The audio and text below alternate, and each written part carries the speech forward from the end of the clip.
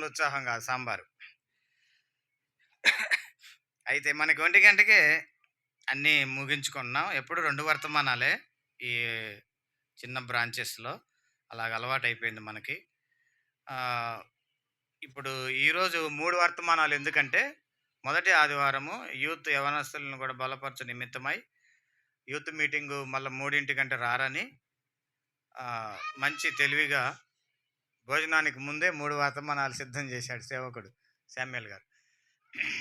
కాబట్టి అయినా గాని కొన్ని నిమిషాలు మనం ధ్యానం చేసుకొని 1 గంటకి ఒక 10 నిమిషాలు కొంచెం ఎక్కువైనా కూడా మనము దేవుని వాక్యం విని మనం ముగించుకుంటాం.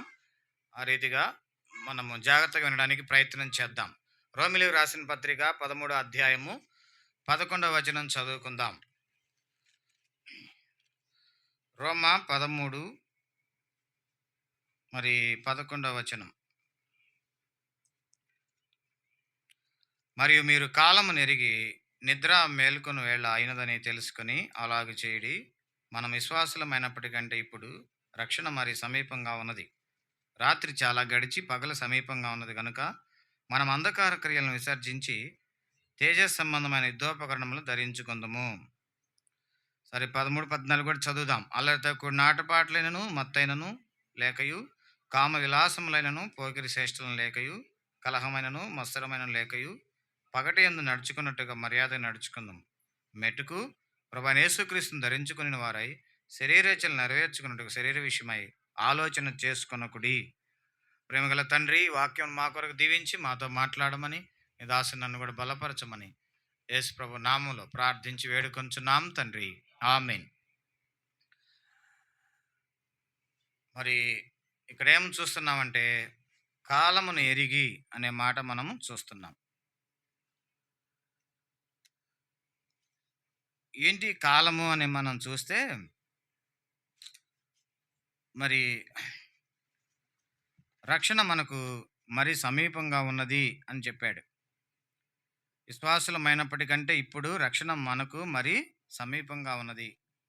రాత్రి చాలా గడిచి పగలు సమీపంగా ఉన్నది అని చెప్తా వచ్చాడు. ఈ కాలము అనే మాట మనం ధ్యానం చేసుకుంటున్నప్పుడు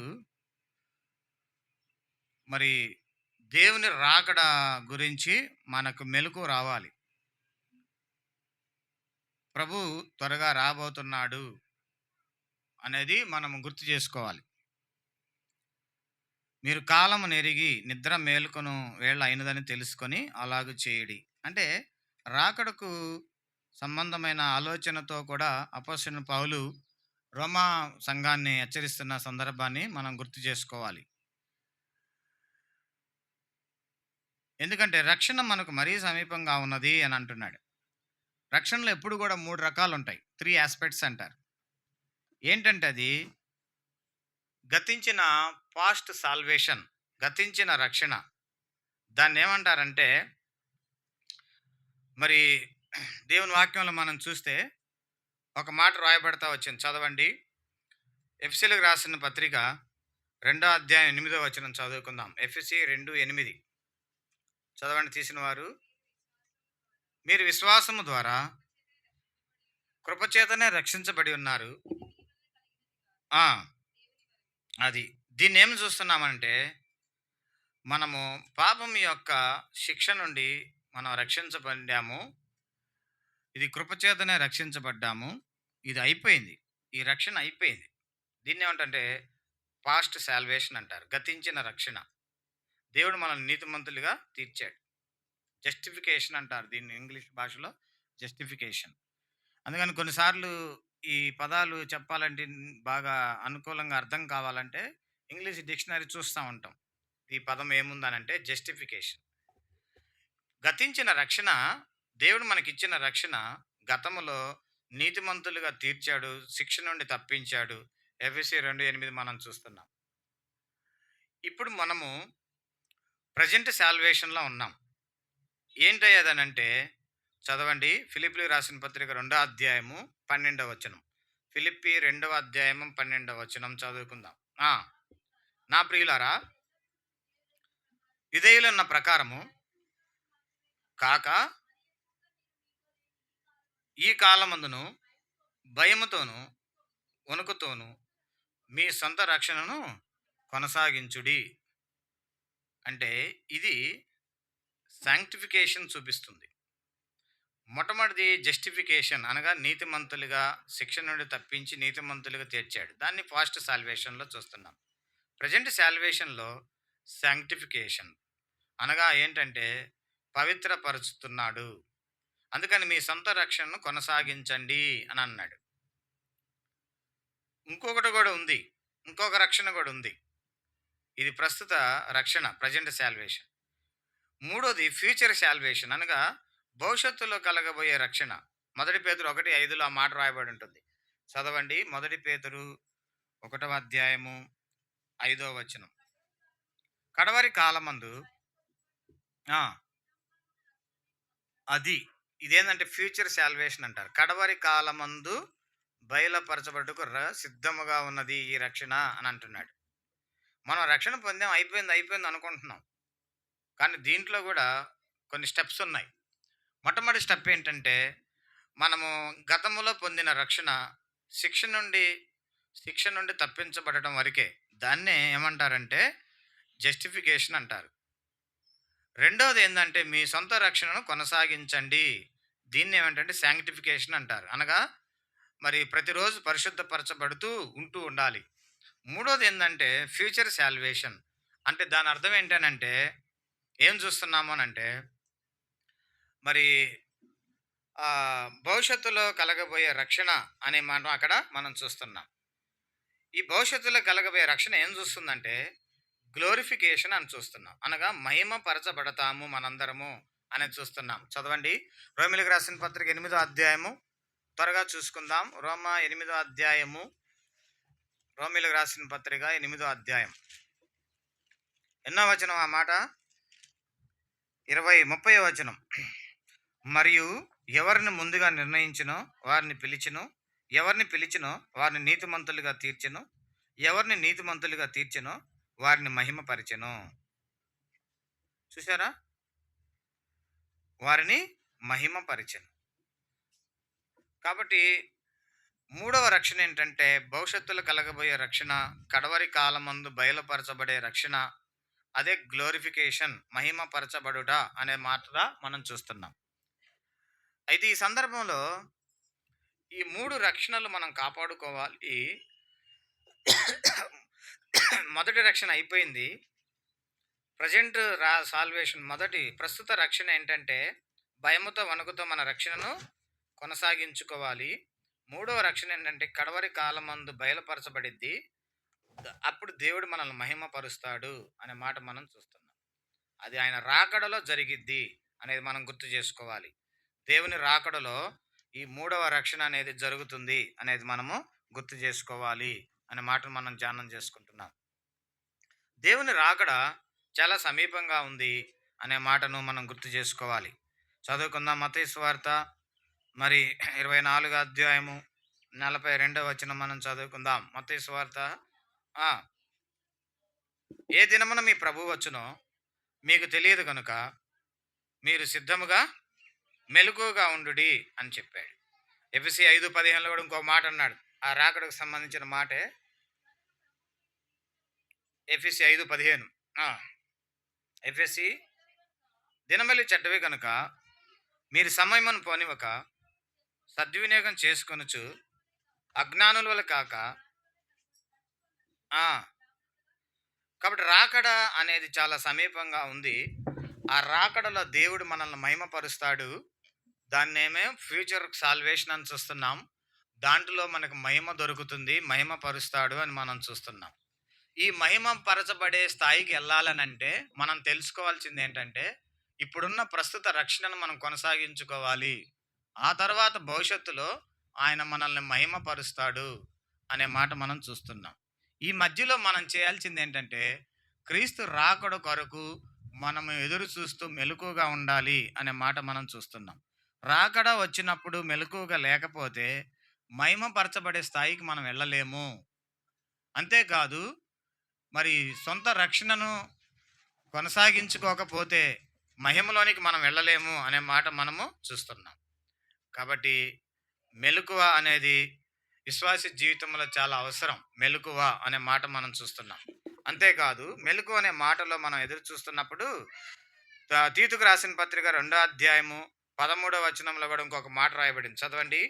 తీతుకు రాసిన పత్రిక 2:13 అనగా మహాదేవుడు మన రక్షకుడైన ప్రత్యక్షత కొరకు ఎదురు చూస్తూ ఆ! స్వస్థ బుద్ధితోనూ, నీతితోనూ, భక్తితోనూ బ్రతుకుచుండవలనని ఆ! మనము క్రీస్తు రాకడ కొరకు ఎదురు చూస్తున్నాయి. మనం ఉండాల్సిన మనము ఏం చేయాలంట? ఎదురు చూచుచు అనే మాట అక్కడ మనం చూస్తా వచ్చాం. రెండోది ఏందయ్యా అంటే, మనము మొదటి యోహాను 3:2లో పవిత్రంగా ఉండునట్లు చూచుకొనుడి అనే మాట రాయబడింది. చదవండి. మొదటి యోహాను 3 అధ్యాయం 2 వచనం. ఇప్పుడు మనం దేవుని పిల్లలమై ఉన్నాము. ఆ! కానీ ఆ! ఆ! అది. కాబట్టి ఇక్కడ ఏమని రాయబడిందంటే, ఆయన పవిత్రుడై ఉండునట్లుగా మనం పవిత్రులుగా ఉండునట్లుగా చూచుకోవాలి అనే మాట మనం గుర్తు చేసుకుంటున్నాం. మొట్టమొదటిది ఎదురు చూడుట, రెండోది పవిత్రంగా ఉండునట్లు చూచుకోవటం, మూడోది మార్కు సువార్త 13:13 ఇంతకు ముందు చదివిందే. ఏమని చదివాము? మార్కు సువార్తలో మనం చదివాం. 13:13 మరొకసారి చదవండి. మార్కు సువార్త నా నామము నిమిత్తము ద్వేషించబడుదురు, అంతము వరకు సహించిన వాడే రక్షణ పొందును అనే మాట మనం చూస్తున్నాం. అంతకుముందు ఏం చూస్తా వచ్చాము అనంటే, మరి 24:42లో మెలకువగా ఉండుడి అనే మాట మనము చూస్తా వచ్చాం. ఒకటి ఎదురు చూడటం, రెండోది పవిత్రంగా ఉండేటట్లు చూసుకోవటం, మూడోది ఏందయ్యా అంటే మెలకువగా ఉండటం. నాలుగో సందర్భం ఏంటంటే హెబ్రీ 12 అధ్యాయంలో 2 వచనంలో ఒక మాట రాయబడింది. హెబ్రీ 12 అధ్యాయం 2 వచనం చదవందాం. ఆ! ప్రతి భారమును పాపమును విడిచిపెట్టి విశ్వాసమునకు కర్తయు దాన్ని కొనసాగించువాడని యేసు వైపు చూచుచు పందెములో ఓపికతో పరుగెత్తటం. దీన్ని ఏమంటారంటే ఓపికతో పరిగెత్తుట అనే మాట మనం చూస్తున్నాం. మొట్టమొదటిది మొట్టమొదటిది ఏంటిది? రాకడ సమీపించే కొలది కాలమును ఎరిగి మనం ఆయన రాకడ కొరకు ఎదురు చూస్తూ ఉండాలి. రెండోది పవిత్రంగా ఉండేటట్లు చూసుకోవాలి. మూడోది ఏంటంటే మెలకువ అవసరము. నాలుగో సందర్భం ఏంటంటే ఓపిక. ఆత్మీయ జీవితంలో ఓపికతో పరిగెత్తడం అనేది అవసరమని రాకడ గురించిన సందర్భాలలో ఇవన్నీ మనకు ఉండాలని ప్రభు మాట్లాడుతూ ఉన్నాడు. ఎందుకంటే అపవాది చాలా మోసగాడు. ఈ రాకడకు ముందుగా ప్రజల్ని ఎలా మోసగిస్తా ఉన్నాడంటే చాలా రకాలుగా మోసగిస్తా ఉన్నాడు. మొట్టమొదటిది ఏంటనంటే మరి అపవాది యొక్క మోసాల్లో మనం చూస్తే దయచేసి మనం చదువుకుందాం. మొదటి కొరింథీ 2 కొరింథీ 11 అధ్యాయం 14 వచనం చదవండి. 2 కొరింథీ 11:14 ఇది ఆశ్చర్యం కాదు.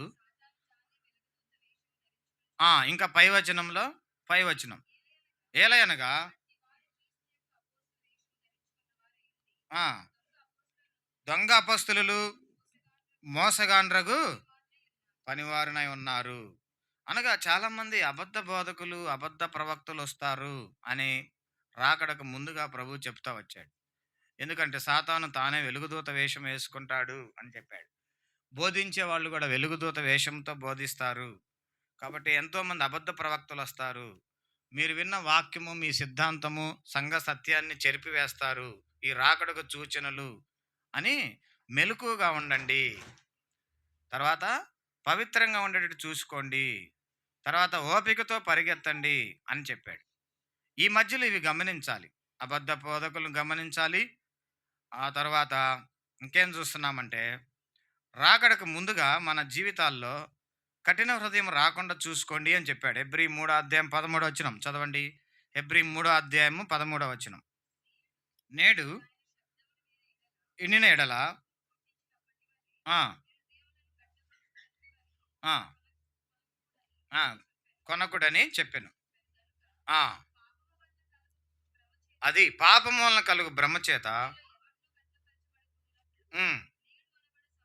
నేడు అనబడే సమయం ఉండగానే ఆ! అది. ఇక్కడేం చూస్తున్నామంటే హృదయాన్ని కఠినపరచుకోవద్దు. రాకడకు ముందుగా మనుషులకు హృదయాలు కఠినమైపోతాయి అనే మాటను గుర్తు చేస్తా వచ్చాడు. చూద్దాం. ఇంకేమని చూస్తున్నామనంటే ఎబ్రీ రెండో అధ్యాయము 14 వచనంలో కూడా మనుషులు భయము చేత ఆందోళన చేత జీవిస్తూ ఉంటారు అనే మాటలు కూడా మనం గుర్తు చేసుకోవాలి. చదవండి. కాబట్టి ఆ పిల్లలు రక్త మాంసం గలవారని ఆ ప్రకారమే మరణం యొక్క బలవారిని అనగా అపవాదిని మరణము ద్వారా నశించి చేయుటకు జీవితకాలమంతా ఈ మరణ భయం చేత దాస్యమునకు లోబడిన వారిని వినిపించుటకు ఆయన కూడా రక్త మాంసములో పాలివాడు. అంటే దీని అర్థం ఏంటంటే మనుషులు భయంతో ఉంటారు. తర్వాత దాసత్వం అంటే సాతానికి దాసులుగా ఉంటారు. వారి ఈ రాకడకు ముందు. అయితే యేసుప్రభు వారు శిలువ మరణం ద్వారా వీటన్నిటి నుంచి మనల్ని విడిపించాడు. ఇది మనం కంటిన్యూ చేయాలి. అనగా భయం నుంచి విడుదల పొందిన అనుభవం, ఆ తర్వాత దాస్యము నుండి, పాపమునకు దాస్యము నుండి విడుదల పొందిన అనుభవం, వీటన్నిటిలో మనము ఉండి రాకడకు సిద్ధంగా ఉండాలని అపోస్తలుడైన పౌలు అనేక సందర్భాల్లో గుర్తు చేస్తా ఉన్నాడు. కాబట్టి అబద్ధ బోధకులు నమ్మకూడదు. మరి ఇలాంటి భయాలు, ఆందోళనలకు గురి కాకూడదు. మెలకువగా ఉండాలి. ఎదురు చూస్తూ ఉండాలి. తర్వాత ఓపికతో పరిగెత్తుతూ ఉండాలి. దాన్ని ఏమంటారంటే పర్సర్వెన్స్ అంటారు దాన్ని. అనగా ఓపిక. క్రైస్తవ జీవితంలో ఓపిక అవసరం. ఇప్పుడు ఓపిక లేదు చాలామందికి. ఓపిక లేక ఏమైతుందంటే అసలు ప్రతిరోజు కొట్టుకుంటున్నారు. ప్రతిరోజు. ఒకరోజు కరీంనగర్‌లో, ఒకరోజు వరంగల్‌లో, ఒకరోజు ఇంకా రాజమండ్రిలో, ఒకరోజు మన కర్నూల్‌లో, ఇంకొక రోజు ఖమ్మంలో. ఎందుకంటే రాకడికి సిద్ధపడే వారికి ఓపిక ఉండాలని చెప్పాడు ప్రభు. ఓపికతో పరిగెత్తుదము. మిమ్మల్ని మోసం చేసే అపవాది తంత్రాలు చాలా వస్తాయి. బోధలో అపవాది అబద్ధ బోధకులను తయారు చేస్తాడు. వాడే మోసయుక్తంగా మన మధ్యకు వెలుగుదూత వేషం వేసుకొని ఉంటాడు. తర్వాత మీ పరిశుద్ధతను తీసేస్తాడు. మీకు భయాలు, ఆందోళనలు పుట్టిస్తాడు. ఇవన్నీ మనమన్నిటిని కూడా జయించి రాకడ కొరకు సిద్ధంగా ఉండాలి. దాని కొరకు ఎదురు చూడాలి. దాని కొరకు పవిత్రంగా చూసుకోవాలి. దాని కొరకు మెలకువగా ఉండాలి. దాని కొరకు ఓపికతో మనం పరిగెత్తాలి అని చెప్పాడు. చూసారా? మరి ఓపిక లేనప్పుడు ఏమైద్దంట? చదవండి. ఏప్రిల్ రాసిన పత్రికలో ఆ మాట రాయబడింది. ఆ మాట చదువుకొని ముగించుకుందాం ఓపిక గురించి. మీరు వాగ్దానములు పొందు నిమిత్తము మీకు ఓరిమి అవసరం అనే మాట చదువుతాను. చదవండి. ఆ మాట ఎన్నో వచనం అది? ఎన్నో వచనము? మీకు ఓరిమి అవసరం అనే మాట. రోజు బైబిల్ చదివితే కనబడతాయి. లేకపోతే ఆదికాండం నుంచి మళ్ళా తిరగేయాల్సొస్తది. ఎన్నో వచనం? 10:36 చదవండి. మీరు దేవుని చిత్తమును నెరవేర్చిన వారై వాగ్దానం పొందు నిమిత్తము మీకు ఓరిమి అవసరమై ఉన్నది అని చెప్పాడు. కాబట్టి యవ్వన కాలంలో ఇంకా ఎక్కువగా మెలకువగా ఉండాలి. ఎందుకనంటే మనం ఎన్నో శోధనలు ఎదుర్కోవాల్సి వస్తది. అపవాది ఎన్నో మోసాలు డిసెప్షన్ అంటాం. ఎన్నో మోసాలు మన ముందు ఉంచుతాడు. మన పవిత్రతను దొంగిలిస్తాడు. మనలో భయాలు, చింతలు, చిరాకులు తీసుకొస్తాడు. చివరికి ఫ్యూచర్ సాల్వేషన్, గ్లోరిఫికేషన్ అంటాం. మహిమ పొందకుండా మన శరీరాలు మహిమ పొందకుండా రాకడలు ఎత్తబడకుండా చేస్తాడు అపవాది. కాబట్టి ఏం చేయాలనంటే ఓరిమి అవసరము అని అన్నాడు. మీరు ఓపికతో పరిగెత్తాలి అని చెప్పాడు. చూసారా? ఎవరన్నా కొద్దిగా అలజడి కనపడంగానే సంఘంలో ఒక్కసారి 100 మంది లేస్తున్నారు ఇప్పుడు. ఎవడన్నా కొంచెం తొందరపాటోడు కనపడ్డాడు అనుకో 100 మంది లేస్తున్నారు గొడవకి. ఎవరన్నా కొద్దిగా ఒక మాట జారారనుకో చుట్టూరుగా అమ్ముకుంటున్నారు. అంటే ఓర్మి లేదు. ఓర్మి లేదు. కాబట్టి క్రైస్తవ జీవితం అనేది చాలా ఓపికతో ముందుకెళ్ళాలి. మరి అపవాది మోసాలు గమనించాలి. అంతేకాకుండా ఇంకేమన్నాడు? మరి ఆహ్, ఆ పవిత్రతను కాపాడుకోవాలి అని చెప్పాడు. ఆ రీతిగా యవ్వన కాలంలో మన జీవితాలు చాలా జాగ్రత్తగా మరి ఫ్యూచర్ సాల్వేషన్‌లోనికి మనం వెళ్ళాలి. భవిష్యత్తులో గ్లోరిఫికేషన్ మహిమ పొందే స్థాయికి మనం వెళ్ళాలి. ఈ మోసాలన్నీ తట్టుకొని, ఈ శోధనలన్నీ తట్టుకొని మనము మహిమ పొందే స్థాయికి వెళ్ళాలి అనంటే, మనం మెలకువగా ఉండాలి, ఓపికతో పరిగెత్తాలని మనం నేర్చుకుంటున్నాం. ఆ రీతిగా ప్రభువు మనకు సాయం చేయనుగాక. అందరం కళ్ళు మూసుకొని తలలు వంచండి. ఒక మాట ప్రార్థన చేద్దాం.